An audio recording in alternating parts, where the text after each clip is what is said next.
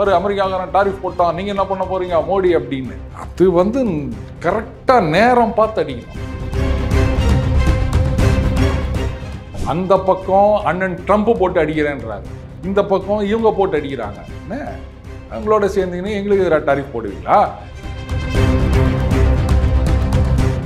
மக்கள் இந்த மாதிரியான கோமாளிகளை பதவிகளை கொண்டு வந்து வச்சா என்ன ஆகும் அப்படின்றத நாம புரிஞ்சுக்கணும். அவங்க புரிஞ்சுக்கிறாங்களோ இல்லையோ அதுதான் முக்கியம். சண்டை போடும்போது ஆயுதத்தை கொடுக்கணும்னா அதை நிறுத்தி போட்டு கையை கட்டிட்டு உட்காரு, நான் உனக்கு எவ்வளவுனா ஆயுதம் கொடுக்குறேன் அப்படின்னு சொன்னா இது காமெடியா இல்லையா? ஸோ இந்த இழுவை எல்லாமே அவருடைய கெயின்.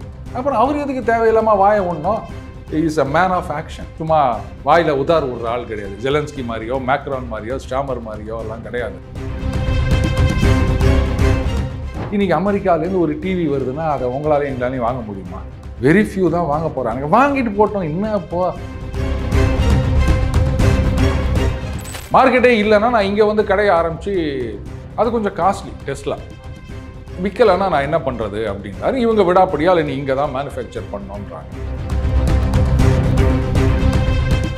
அதை விட்டுட்டு இல்லை சார் டீலிங்கில் இருக்கு லீவ் சார், வளகாப்புக்கு போயிருக்கார் சார், அவர் வந்த பிறகு தான் சார் ஃபைல் போடுவார்.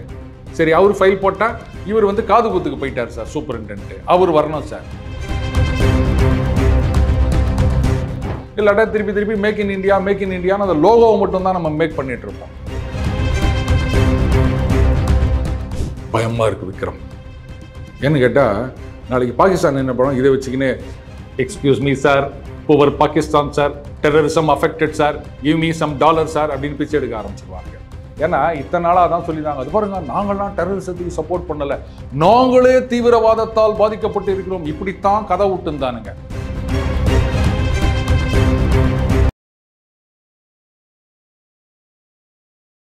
இளைய பாரதனைகளுக்கு வணக்கம். இன்றைக்கி நம்ம நேர்காணலில் நம்ம சிறப்பு விருந்தினர் ஜியோ பொலிட்டிக்கல் சக்கரவர்த்தி அருண் சார் அவர்கள் தான். சார் வணக்கம் சார். வணக்கம் விக்ரம் சார். அதாவது ஜஸ்டின் ட்ரூடோட ஒரு ஃபோட்டோ வந்து வெயிட் பண்ணி இல்லைப்பா சாரி, அதை நீ ரிமைண்ட் பண்ணும்போது எனக்கு சிரிப்பு வருது, நான் என்ன பண்ணுறது. அந்தளவுக்கு வந்து அந்த காமெடி பீஸ் உண்மையை சொன்ன மாதிரி உக்ரைன் பிரசிடெண்ட்டை விட இவர் தான் மிகப்பெரிய காமெடி பீஸ் ஆகிற மாதிரி தான் சார் தெரியுது. சேரையே தூக்கிட்டு ஓடிட்டாரு. இப்போ புது பிரைம் மினிஸ்டர் வந்திருக்காரு, அவருக்கும் இந்தியாவோடைய ரிலேஷன்ஷிப் எப்படி இருக்குன்னு பார்க்குறீங்க? அதாவதுங்க முதல்ல இந்த த்ரூதோவை பற்றி பேசிடுவோம். இப்போது சினிமாலாம் கூட பார்த்தீங்கன்னா இப்போ அந்த குடும்பஸ்தன் ஒரு படம் வந்தது இல்லையா, அதெல்லாம் கூட இது மாதிரி காமெடியாக பண்ணிடுவோம் அப்படின்னு எடுத்துட்டாங்க. ஏன்னா காமெடி படம் அப்படின்றது வந்து என்றைக்குமே சக்ஸஸ் ஆகும், கையை கடிக்காமல் ஓடும் அப்படின்னு ஒரு ஃபார்மேட் இருக்குது. அரசியல்லையும் இது இந்த மாதிரி வந்து இந்த மினிமம் பட்ஜெட் கேரண்டின்னு சொல்லுவாங்கல்ல, அந்த மாதிரின்றதை உக்ரைனை பார்த்து புரிஞ்சுக்கினாரு. அதனால் நீ பெரிய காமெடியனா நான் பெரிய காமெடியனா பாரு அப்படின்னு காமெடி பண்ண ஆரம்பிச்சிட்டாரு. சேரை தூக்கிட்டு போயிட்டாரு. ஆக்சுவலாக அங்கே வந்து அதுக்கு பர்மிஷன் உண்டாம், அது அமைச்சர்களோ இல்லைங்க அவங்க சீட்டு எடுத்துகிட்டு போயிடலாம் அப்படின்னு. பட் அந்த பர்மிஷன் வந்து அங்கே வேலை செய்கிற மற்றவங்களுக்கும் உண்டான்னு தெரியல. ரிட்டையர் ஆகும்போது வழக்கமாக நம்ம ஊரில் ஒரு டிஃபன் பாக்ஸு, ஒரு வாக்கிங் ஸ்டிக்கு இதை தான் கொடுப்பாங்க. டிஃபன் கேரியர் எது கொடுக்குறாங்கன்னு தெரியல. அவன் தான் ஆஃபீஸை விட்டே வந்துடுறான், இனிமேல் எங்கள் டிஃபன் எடுத்துகிட்டு போகிறான். வாக்கிங் ஸ்டிக்கு அந்த மாதிரி இல்லைங்க, அந்த ஆஃபீஸில் அந்த டேபிள் சேர் கொடுத்துருங்க. எதுக்கு? ஏன்னா இல்லை அங்கே தான் எனக்கு நல்லா தூக்கம் வரும். அந்த மாதிரி ஈஸி அதை எடுத்துகிட்டு வந்தது கூட ஒன்றும் பிரச்சனை இல்லைங்க. நீங்கள் யாரையாவது விட்டப்பா அதை எடுத்து சாதாரணமாக அங்கெல்லாம் வந்து ஃபயரிங் வேலையை விட்டு தூக்கிட்டாங்கன்னு சொன்னால் நம்ம சினிமாலாம் பார்த்துருக்கோம். ஒரு அட்டைப்பெட்டி வச்சுருப்பாங்க, அதில் வந்து ஒரு ஃபேமிலி ஃபோட்டோ வச்சுருப்பாரு, அது இதெல்லாம் போட்டு அப்படியே தூக்கின்னு வெளில வருவாங்க. அந்த மாதிரி வந்திருக்கலாம். சேரு ஃபர்னிச்சர்னும் போது யாரையாவது கூப்பிட்டாப்பா அதை எடுத்து என் காரில் வச்சிரு அப்படின்னு சொல்லியிருக்கலாம். அதை விட்டுட்டு இவரே தூக்கிட்டு வருது, அது ஒரு நாக நீட்டிக்குன்னு ஒரு போஸ்ட் கொடுக்கறது வேற லெவல்ல. நல்ல காலம் பின்னாடி யாரும் வந்து இப்படி கொம்பு வைக்காம போனாங்களா தலைக்கு பின்னாடி. அதான் இந்த மாதிரிலாம் காமெடி பண்ணிட்டு இருக்க ஆளை இத்தனை நாளாக அவங்க பிரைம் மினிஸ்டராக வச்சுருந்தாங்க. அந்த ஜனங்க காமெடி வந்து ட்ராஜடி ஆயிடுச்சுன்னு தான் நான் சொல்லுவேன். அடுத்தது இப்போ வரக்கூடிய புது பிரைம் மினிஸ்டர் மார்க் கார்னே, அவர் வந்து இந்தியாவோட ரிலேஷன்ஷிப் எப்படி இருக்கும்? அவர் சொல்லியிருக்காரு, அதாவது I will try to reset the damage relations with India if given an opportunity அப்படின்னு. இதை பார்த்தோன்னே எனக்கு என்ன ஞாபகம் வருதுன்னா, இப்போல்லாம் ஆன்லைன் போர்ட்டலில் அப்ளை பண்ணுறோம் வேலைக்கு, அப்போல்லாம் வந்து வாண்டட் காலத்தில் பார்த்துட்டு எல்லாம் நம்ம இதெல்லாம் எழுதிட்டு கடைசியாக ஒரு வரி எழுதுவோம். ஐ assure you sir that I will work to the fullest satisfaction of my superiors if given an opportunity to work in your esteemed company அப்படின்னு நம்ம எழுதுவோம்ப்பா. அந்த மாதிரி தான் இவர் ஒன்று சொல்லியிருக்காரு. இப்போது ட்ரம்ப்பு டாரிஃப் போடுறேன்னாரு. ஆனால் ஒன்று தெரியுமா, சைனாக்காரன் போட்டா ஒரு இழுப்பு இழுத்துருக்கான் பாருங்க, பெரிய இழுப்பு, ஆடி போய்க்கிறாங்க கனடாவில். அதாவது அக்டோபரில் என்ன பண்ணாங்க, கனடாலேருந்து சைனாலேருந்து வர எலக்ட்ரிக் வெஹிக்கிள்ஸ் இருக்கு இல்லையா, அதுக்கெல்லாம் டாரிஃப் போட்டாங்க. அது வந்து யூரோப்பில் போட்டிருக்காங்க, அமெரிக்காவில் போட்டிருக்காங்க. ஒன்று வந்து எங்களுடைய கார் தொழிற்சாலைகள் பாதிக்கப்படுகின்றதுன்னு ஒன்று, இன்னொன்று வந்து அவங்க ரொம்ப சீப்பாக கொண்டு வந்து இது பண்ணுறாங்க, என்னென்னோ காரணம் சொல்லி டாரிஃபாக போட்டாங்க.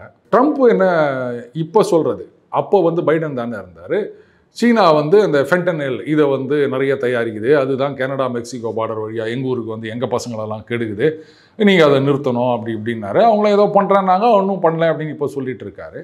அவங்க என்ன பண்ணாங்க, அக்டோபரில் டாரிஃப் போட்ட உடனே இதுதான் ஸ்ட்ராட்டஜின்றது. இன்றைக்கி சில பேர் கேட்டுக்கிறாங்களே, ஒரு அமெரிக்காக்காரன் டாரிஃப் போட்டான், நீங்கள் என்ன பண்ண போகிறீங்க மோடி அப்படின்னு. அது வந்து கரெக்டாக நேரம் பார்த்து அடிக்கணும். இப்போது கனடாவுக்கு எதிராக அவங்க என்ன பண்ணியிருக்காங்க, கிட்டத்தட்ட ஒரு $2.6 பில்லியன் குட்ஸுக்கு டாரிஃப் போட்டுக்கிறாங்க சீனா. எதுனா முக்கியமாக அந்த போர்க்கு, இன்னும் சில ஐட்டங்கள், அதுலேயும் அந்த போர்க்கு தலை இருக்குதான், அது வந்து சீனாவுக்கு தான் வந்து எக்ஸ்போர்ட் ஆகுது, வேறு யாரும் வாங்குறது கிடையாது. தலைகறியெல்லாம், அதுவும் பன்னி தலைகறி யார் சாப்பிடுவாங்கன்னு தெரியல.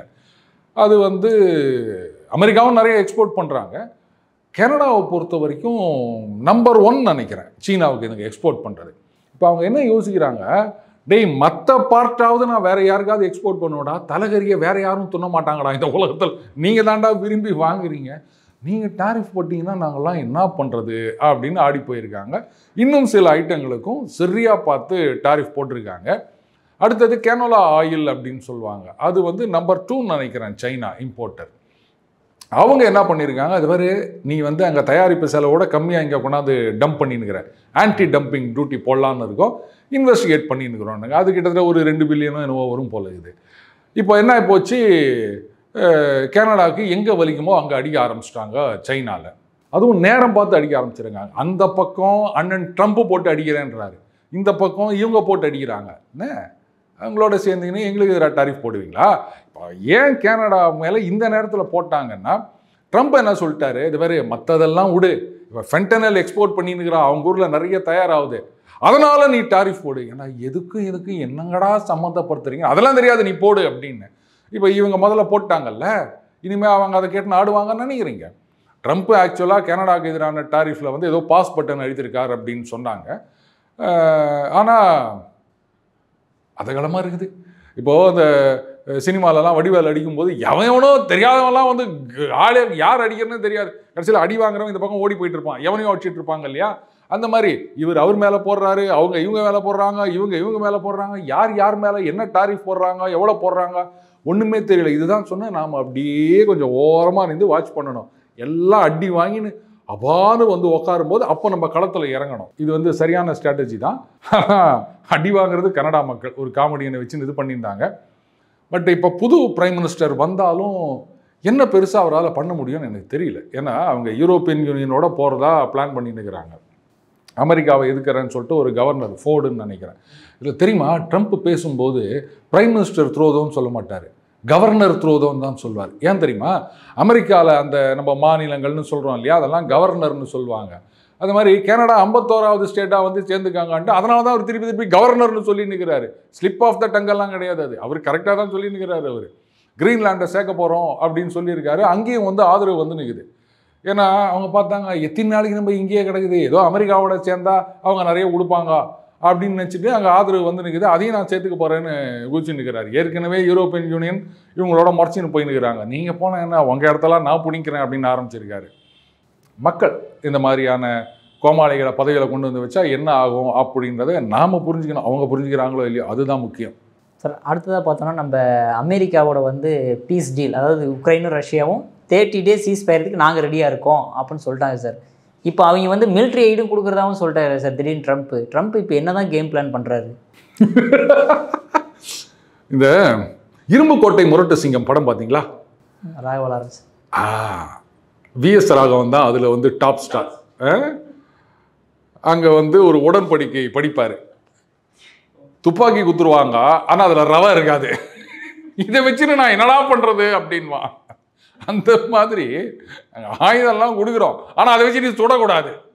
அப்புறம் இந்த பார்த்திபன் சொல்லுவார், அது உள்ள என்ன இருக்குது, ரவை உப்மா கிண்டி சாப்பிடு அப்படின்னு புதிய பாதையில்.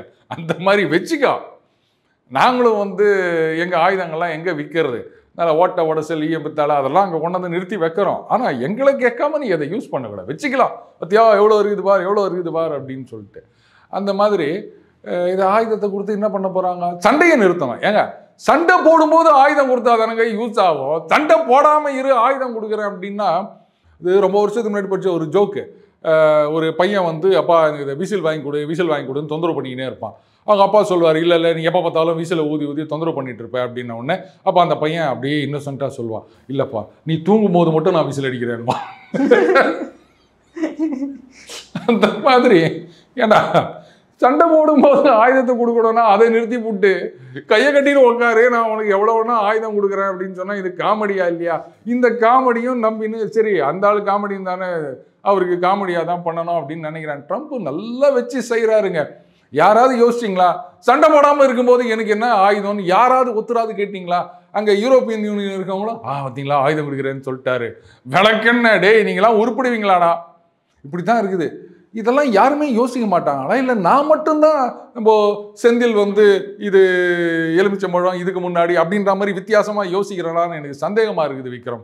ஆனால் சார் அவர் வந்து இன்டெலிஜென்ஸு அது இல்லாமல் செக்யூரிட்டி எல்லாமே கொடுக்குறதா சொல்லிட்டாரு சார். அந்த 30 டேஸ்க்கு மட்டும்தானே அதுக்கு மேற்கொண்டு அவரும் கொடுப்பாரா? மேற்கொண்டு சண்டை போடாமல் இருக்கிற வரைக்கும் நாங்கள் உங்களுக்கு எவ்வளோ கொடுப்போம், சண்டை போட்டிங்கன்னா நாங்கள் எல்லாத்தையும் கட் பண்ணிடுவோம். இதனால புட்டின் வந்து டென்ஷன் ஆகலையா சார்? என்னது ட்ரம்ப் இஷ்டத்துக்கு பண்ணிக்கிட்டு இருக்காப்புல அப்படின்ட்டு? அவர் ரொம்ப சந்தோஷத்தில் இருக்காரு. நீங்கள் இப்படியே சண்டை போட்டுன்றீங்க, இதை கொடுன்றீங்க, கொடுக்க மாட்டேன்றீங்க, நிறுத்துறேன்றீங்க, மறுபடியும் கொடுக்குறேன்றீங்க. நாங்கள் அப்படியே அந்த 25ன்னு இருக்குல்ல அதை 50 ஆக்குறோம். அது வரைக்கும் நீங்கள் இப்படி பேசினே இருங்கப்பா, எதுக்குப்பா அப்படின்னு தான் இருக்கார் அவர். அவர் கரெக்டாக இருக்காருங்க, அவருடைய காரியத்தில் கண்ணாக இருக்கார் அவர். இந்த குர்ஸ்க் ரீஜியனில் வந்து இப்போ அடின்னு அடிச்சு நிற்கிறாங்க. சீக்கிரமே அதை வந்து கேப்சர் பண்ணிடுவாங்க ரஷ்யாவில். அதனால் இவங்க எவ்வளோக்கு எவ்வளோ இழுக்கிறாங்களோ அவ்வளோக்கு அவ்வளோ அவருக்கு கெயின். என்ன இப்போ நிதானமாக பேசுங்க, என்ன அவசரம் இப்போ அப்படின்றார் அவர். முதல்ல நீங்கள் வேணும்னா ட்ரம்ப்புக்கும் ஜெலன்ஸ்கிக்கும்னா நான் வந்து ஒரு சமாதான பேச்சுவார்த்தையை நடத்தினேன், இல்லை யூரோப்பியன் யூனியனுக்கும் ட்ரம்ப்புக்கும் ஒரு சமாதான பேச்சுவார்த்தையை நடத்தினேன் அப்படின்னு அண்ணன் புட்டின் சொன்னாலும் ஆச்சரியப்படுறதுக்கு இல்லை. ஸோ இந்த இழுவை எல்லாமே அவருடைய கெயின். அப்புறம் அவர் எதுக்கு தேவையில்லாமல் வாயை ஒன்றும், is a man of action. சும்மா வாயில் உதார் விடுற ஆள் கிடையாது. ஜெலன்ஸ்கி மாதிரியோ மேக்ரான் மாதிரியோ ஸ்டாமர் மாதிரியோ எல்லாம் கிடையாது அவர். அதனால் அவர் பாட்டு செய்கிறத செஞ்சுனே இருக்கிறார். காரியத்தில் கண்ணாயினார் அந்த மாதிரி பண்ணிட்டு இருக்காரு. அப்புறம் இதில் வந்து அவர் ஒன்றுமே சொல்லலைன்னா சொல்லவே வேண்டாம், செஞ்சு நிற்கிறார், அதான் முக்கியம். ஸோ அதே மாதிரி வந்து இந்தியா மேலே டேரிஃப் போடுறதா, ஏப்ரல் 2 டேரிஃப் போடுறதா வந்து அமெரிக்காக்காரங்க சொல்லியிருக்காங்க. பட் இந்தியா வந்து டைம் கேட்டிருக்காங்க. எதுக்காக சார், இதனால் அப்படி? அதாவதுங்க பைலேட்ரல் அக்ரிமெண்ட். இப்போது இந்த டாரிஃப் அப்படின்றதெல்லாம் பார்த்தீங்கன்னா WTO ரூல்ஸுக்கு கம்ப்ளை ஆகுதான்னா அதெல்லாம் யாரும் கேள்வி கிடையாது. எதுக்கு இருக்குன்னே தெரியும். அதான் இப்போ யுனைடெட் நேஷன் ஒன்று இருக்கு, இஷ்டத்துக்கு ரூல்ஸ் போட்டு வச்சிருப்பாங்க, யாருமே ஃபாலோ பண்ணது. புரியுதுங்களா? அதெல்லாம் ஒதுக்கியாச்சு. த மைட் இஸ் ரைட் அப்படின்ற மாதிரி ஆகிப்போச்சு. அப்போது இந்த நேரத்தில் போயிட்டு இருங்க இந்த WTO ரூல்ஸ் தம்பி அப்படி ஓரமாக போய் உக்காரு, இல்லாட்டா நாங்கள் WTO தூக்கி போட்டுருவோம் அப்படின்னா. இந்த யுனைடெட் நேஷன் என்ன ஆச்சு, WHO என்ன ஆச்சு, அந்த மாதிரி தான். ஸோ அதை பற்றிலாம் இப்போ யாரும் யோசிக்கிறது கிடையாது. யோசிச்சு பாருங்க விக்ரம், இப்போது அமெரிக்காவிலேருந்து தயாரிக்கிற ஒரு விஸ்கி அப்படின்னு சொன்னால் நீங்கள் டேக்ஸை விடுங்க, நார்மலாகவே என்ன ரேட்டு இருக்கும், எத்தனை பேரால் வாங்க முடியும்? அது ஒன்றும் வேணாது. இந்த டிஷர்ட் இருக்குது நம்ம ஊரில் பார்த்தீங்கன்னா மினிமம் ஒரு 80 ரூபா 70 ரூபா ஹோல்சேலில் வாங்கினா, அதுக்கப்புறம் ஒரு 250 ரூபா 300 ரூபாய்க்கெல்லாம் நல்ல டிஷர்ட்லாம் கிடைக்குதுங்க. இதே டிஷர்ட் அமெரிக்காவில் என்ன ரேட் விற்கும் தெரியுது இல்லையா? அதுவும் இங்கேருந்து பங்களாதேஷ்லேருந்து தயாரித்து போகிற டிஷர்ட்டு அங்கே கண்ணாபின்னான்னு விலை வச்சு விற்கிறாங்க. அப்போ அதையெல்லாம் நம்மளால் வாங்க முடியுமா? அந்த விஸ்கி எத்தனை பேர் காசு கொடுத்து வாங்க முடியும் அப்படின்னு நினைக்கிறீங்க? ஆக்சுவலாக அந்த விஸ்கிக்கெல்லாம் டேக்ஸ் போட்டது வந்து அது வரக்கூடாதுன்றதுக்காக கிடையாது. அவ்வளோ காசு கொடுத்து வாங்குற அளவுக்கு உனக்கு காசு திமுறா, அப்போ கவர்மெண்ட்டுக்கு வரி கட்டு, இவ்வளோதான். எத்தனை பேர் வாங்கிட போகிறாங்க சொல்லுங்கள்? அதனால் அந்த டேக்ஸ் எல்லாம் ரெடியூஸ் பண்ணி தொலைச்சிடலாம். அவருக்கு வந்து பத்தியா நம்ம விஸ்கி வாங்குறாங்கன்னு பாருங்க. இதெல்லாம் வந்து ஒரு கிவ் அண்ட் டேக் தாங்க. இந்த நேரத்தில் ரிஜிடாலாம் இருக்க முடியாது, இருக்கக்கூடாது, அதான் நான் சொல்லுவேன். இதே இண்டஸ்ட்ரியில் என்ன சொல்கிறாங்கன்னா, இந்த மாதிரி டேக்ஸ் எல்லாம் ரெடியூஸ் பண்ணி இன்ஃபேக்ட் 0 டாரிஃப் கொண்டு வந்தாலே நம்மளுடைய எலக்ட்ரானிக்ஸ் இம்போர்ட் வந்து இன்க்ரீஸ் ஆகும். ஏன்னா அங்கேருந்து சில ப்ராடக்ட்ஸ்லாம் நம்ம இம்போர்ட் பண்ணி அதை வேல்யூ அடிஷன் பண்ணி எக்ஸ்போர்ட் பண்ணலாம், நிறைய ஆப்பர்ச்சுனிட்டி இருக்குது. அண்டு இன்றைக்கி அமெரிக்காவிலேருந்து ஒரு டிவி வருதுன்னா அதை உங்களாலேயும் எங்களாலையும் வாங்க முடியுமா? வெரி ஃபியூ தான் வாங்க போகிறாங்க. வாங்கிட்டு போட்டோம், என்ன இப்போ எல்லாரும் அதை வாங்க போகிறது கிடையாது.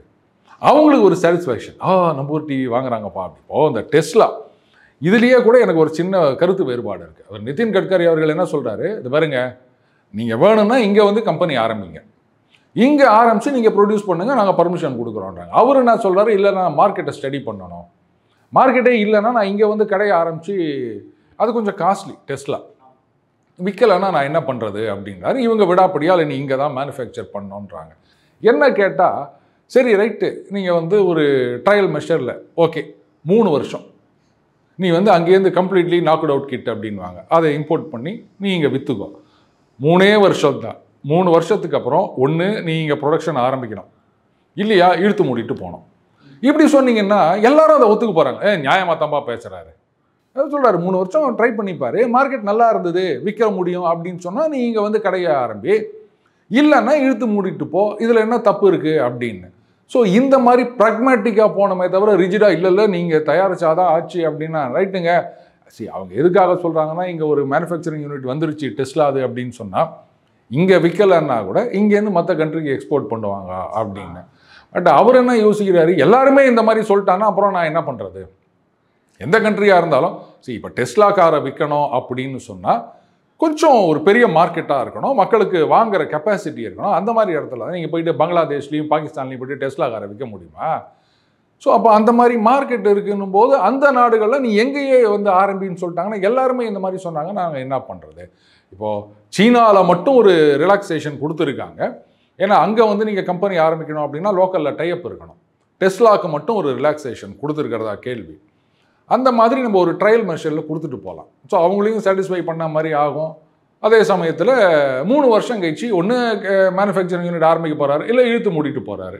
லாபம் இல்லைன்னா யாராக இருந்தாலும், ஐயா சாமி இங்கே யாரும் வாங்க மாட்டேன்றாங்க, எங்கள் சரக்கெல்லாம் ரொம்ப காஸ்ட்லியாக இருக்குது, நாங்கள் போயிட்டு வரோன்னா போயிட்டு வாங்க அப்படின்னு சொல்ல நான் என்ன பண்ண முடியும்? இங்கே உங்களுக்கு மார்க்கெட் கிடையாது, வேஸ்ட்டு தான் அப்படின்னு நம்ம சொல்லிட்டு போயிடலாம்.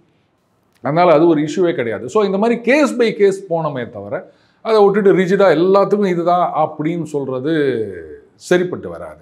அடுத்தது, இன்றைக்கு வந்து இந்த டாரிஃப் வார் அப்படின்றது ரொம்ப பெருசாக போயிட்டு இருக்குதுங்க. ஆளாளுக்கு கண்ணாபின்னான்னு டாரிஃப்னு போட்டுனுக்கிறாங்க. இதில் வந்து நாம் என்ன பண்ண முடியும், இதை எப்படி நம்ம எக்ஸ்ப்ளாய்ட் பண்ணணும் அப்படின்றது தான் முக்கியம். இப்போ உதாரணத்துக்கு யூரோப்பியன் யூனியனில் பைக் மேனுஃபேக்சர் இருக்காங்க பாருங்கள், அடி வாங்கின்னு இருக்கிறாங்க. சைனீஸ் கம்பெனி தான் அங்கே போட்டு சக்க போட்டுன்னுக்கிறான். இப்போது BMW, டுகாத்தி இதெல்லாம் நினச்சி பார்க்க முடியுமா? இந்தியாவில் கூட விற்குது அந்த பைக்கெல்லாம். செகண்ட் ஹேண்ட் பைக்கு போய் கேட்டாலே 15 லட்ச ரூபா 18 லட்ச ரூபா. டேய், நான் வந்து ஒரு 1 BHK ஃப்ளாட்டே வாங்கினவராடா இந்த காசுக்கு. என்ன தம்பி இது வண்டி என்ன தெரியுமா, அப்படியே சொகுசாக இருக்கும். ஏன்னா 24 மணி நேரம் வண்டி மேலேயாடா உட்காந்து போகிறேன் நான்.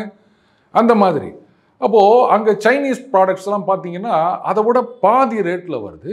லுக்கும் நல்லா இருக்குது, எனக்கு குவாலிட்டி கொஞ்சம் கம்மியாக இருக்கலாம், அந்த அளவுக்கு எதிர்பார்க்க முடியாது. சரிங்க, பாதிக்கு பாதி வேலை அப்படின்னும் போது இதெல்லாம் யாராவது யோசிப்பாங்களா? அடி நவுத்தின்னுக்குறாங்க சைனீஸ் கம்பெனிஸ்லாம். அங்கே என்ன பண்ணுறது? இப்போ இவங்களுடைய பிரச்சனையே என்னென்னா, இதெல்லாம் ப்ரீமியம் பிராண்டு. அந்த BMW, டுகாட்டி அதுக்கு தான் காசு. என்ஜினியரிங் எக்ஸலன்ஸ் இருக்குது, நான் இல்லைன்னு சொல்லலை, ஆனால் அதுக்கு வந்து ரொம்ப ஓவராக இவங்க வச்சுருக்காங்க. இப்போ இவங்க வந்து இந்த காம்படிஷனை சமாளிக்கிறதுக்காக விலை கம்மியாக ப்ரொடியூஸ் பண்ணாங்கன்னு வச்சுக்கோங்களேன், அந்த ப்ரீமியம் அந்த பிராண்ட் அடிபட்டு போயிடும். ஸோ அந்த பிராண்டும் ஊற்றிக்கும், இந்த பிராண்டும் ஊற்றிக்கும். என்ன பண்ணுறதுன்னு தெரியாமல் முடிக்கிறாங்க. அப்போ என்ன பண்ணணும்? ஒன்றும் பிரச்சனை இல்லை, நாங்கள் வரோம், அங்கே எங்ககிட்ட 4 கம்பெனி இருக்குது.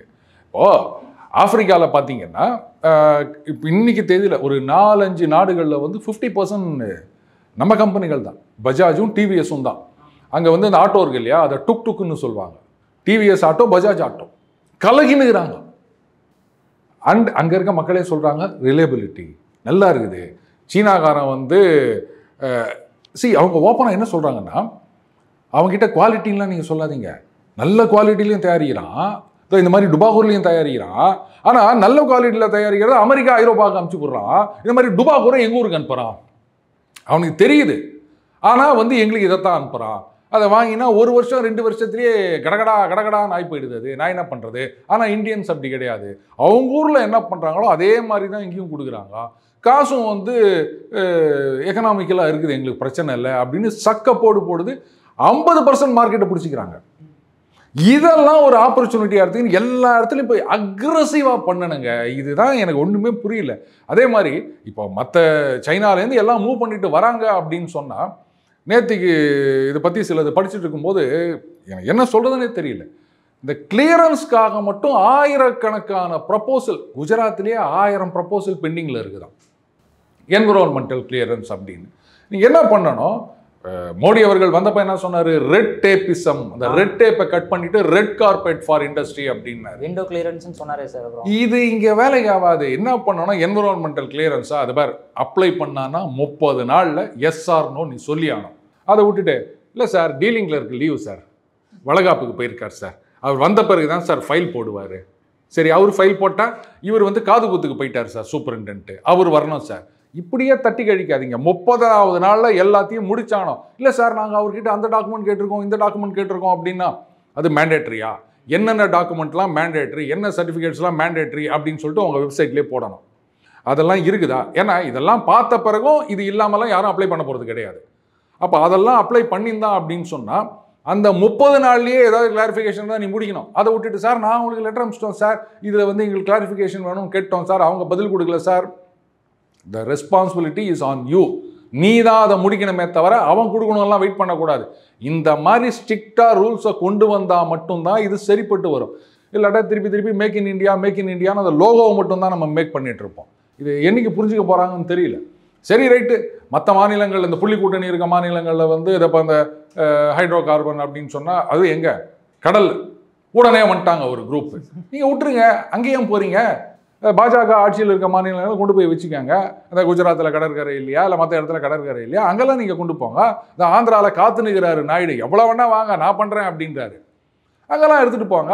நீங்கள் உட்காந்து போல மாட்டோம், எல்லா கம்பெனியும் அங்கே நான் என்னப்பா பண்ண முடியும், எடுத்துகிட்டு வரேன்னு சொன்னால் உங்கள் இருக்கவங்கெல்லாம் வந்து இங்கே பிரச்சனை பண்ணுறாங்க, அதனால் அவங்க எடுத்துகிட்டு போகிறாங்க, நான் என்ன பண்ண முடியும் அப்படின்னுங்க. அதுக்கப்புறம் ஜனங்கள்லாம் வந்து இதை பார்த்துட்டு இன்னும் அது பாஜக இருக்கிற இடத்துலலாம் வந்து ஏராளமான கம்பெனி வருது, எம்ப்ளாய்மெண்ட் கிடைக்குது, இங்கே ஒன்றுமே இல்லை அப்படின்னு அவங்களாம் புரிஞ்சுட்டு போகிறாங்க. அப்போ என்ன பண்ணணும், இந்த அக்ரெசிவாக பண்ணுறதுக்கு தனியாக ஒரு மினிஸ்டரை போட்டு அவருக்கு வித்தவுட் போர்ட்ஃபோலியோ சீனியர் மினிஸ்டரை போட்டு அவருக்கு அவ்வளோ அதிகாரத்தை கொடுத்து அவர் உட்காந்து எல்லாத்தையும் கோஆர்டினேட் பண்ணோம். அதுக்கேற்ற மாதிரி ஆஃபீஸர்ஸ் ஒரு படையை அவர் கூட வச்சுக்கின்னு வேலை செய்யணும். சார் நான் அவனுக்கு லெட்டர் எழுதிட்டேன் சார், அவன் பண்ணணும் சார், இதெல்லாம் இல்லை. You have to get things ton. அந்த மாதிரி ஆளாக பொறுக்கி போட்டு வந்து இதெல்லாம் நீ செய்யணும். இப்படி நீ இருந்தால் மட்டும்தான் இப்போ இருக்கின்ற ஆப்பர்ச்சுனிட்டியை நம்மளால் யூட்டிலைஸ் பண்ணிக்க முடியும். அது இல்லை அப்படின்னு சொன்னால் ட்ரிக்கிள் டவுன் தான். ஒன்றும் இல்லை, இப்போ அந்த நம்மக்கிட்ட இருக்க போர்ட்டை விட வியட்நாமில் ரொம்ப கம்மியான அளவில் தான் போர்ட் இருக்குது. ஆனால் அங்கே வந்து அவனுடைய கெப்பாசிட்டி என்ன, நம்ம கெப்பாசிட்டி என்ன, கேவலமாக இருக்குது. அதே மாதிரி அந்த டர்ன் அரவுண்ட் டைம் அப்படின்னு சொல்லுவாங்க, அங்கே வந்து லெஸ் தென் எ டே, இங்கே ஆவரேஜாக 2 நாள் வச்சுருக்காங்க. அப்போ என்ன ஆகுது, அதுவும் அந்த கண்டெய்னர்லாம் பார்த்தீங்கன்னா அதை இறக்கி கிளியர் பண்ணுறதுக்குன்றது வைடு கேப் இருக்குது.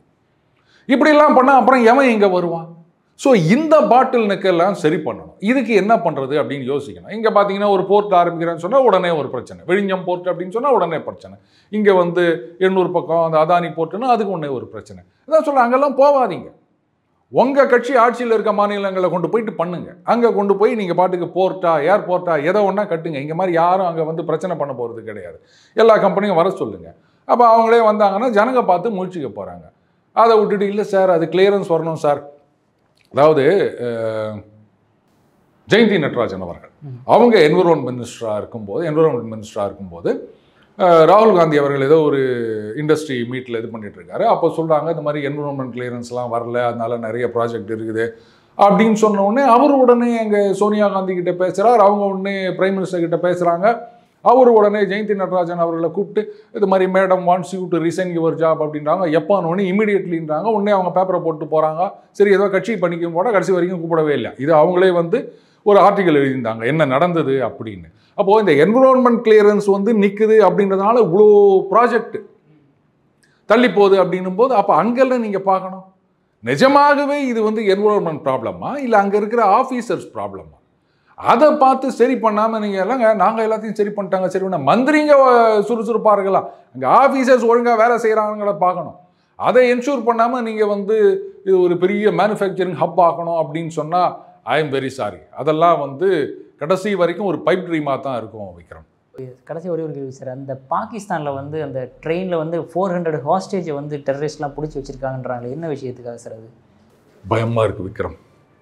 ஏன்னு கேட்டால் நாளைக்கு பாகிஸ்தான் என்ன பண்ணுவோம், இதை வச்சுக்கின்னு excuse me sir, poor Pakistan sir, terrorism affected sir, give me some dollar sir அப்படின்னு பிச்சை எடுக்க ஆரம்பிச்சிருவானுங்க.